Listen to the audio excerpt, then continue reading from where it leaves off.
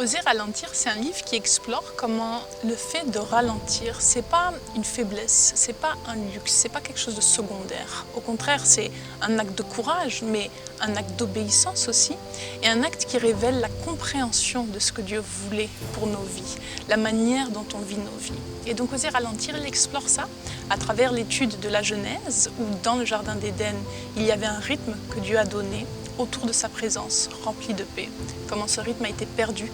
mais comment à travers l'histoire du peuple de Dieu, Dieu veut restaurer ce rythme. Et comment nous, on peut apprendre à retrouver ce rythme du commencement pour vivre une vie paisible, pour vivre une vie qui porte du fruit, pour vivre une vie qui est centrée autour de la présence de Dieu. Ce livre, il est vraiment né de mes combats personnels, ma lutte à pouvoir trouver le repos, à pouvoir trouver une vie ancrée dans la paix, pas dans l'agitation, pas dans la frénésie, pas dans le besoin de performer. Et à travers ces luttes, je me suis plongée dans la parole, c'est ma passion. Et dans la parole, j'ai trouvé les réponses, j'ai trouvé les clés, j'ai trouvé le modèle qui m'a libérée d'une vie de performance, d'agitation, pour m'amener dans une vie de repos, de plénitude et de paix. Ce livre, il est pour tous ceux qui ont ce désir de ralentir, qui sentent que quelque chose ne va pas, qui sont essoufflés, qui sont agités, qui sont fatigués de leur manière de vivre, mais qui n'osent pas forcément ralentir.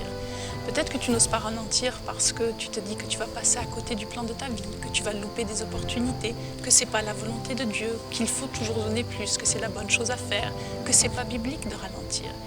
Et ce livre, il est pour toi parce qu'il va te donner le courage en te montrant que c'est bien la manière de vivre que Dieu avait prévue au commencement, plus lentement, mais avec plus de fruits, plus intentionnel, plus lentement, mais avec plus de paix. Plus lentement, mais tellement centré autour de sa présence que tu porteras bien plus de fruits qu'avec un rythme de vie effréné.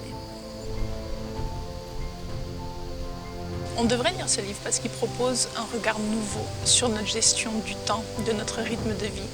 Un regard qui questionne la manière dont on a imité les rythmes du monde, même dans l'Église, même dans nos vies spirituelles. Trop souvent, on a adopté ce rythme, puis on ne l'a pas vérifié, on ne l'a pas challengé, on n'a pas été regarder est-ce que c'est bien ça que Dieu avait prévu pour nous.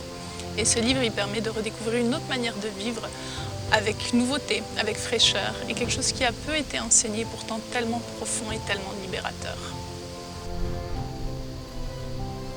Alors à toi qui es fatigué, peut-être essoufflé, peut-être confus juste sur ta manière de vivre, je t'invite à venir découvrir avec moi comment démêler tous ces petits nœuds sur notre compréhension du temps, sur notre compréhension de comment bien vivre notre vie, comment vivre notre vie selon le plan de Dieu, y compris dans nos rythmes. Je te partage tout ça dans ce livre, je t'emmène dans ce cheminement que j'ai moi-même vécu, je te montre les réponses que j'ai moi-même trouvées et j'espère que ça te bénira.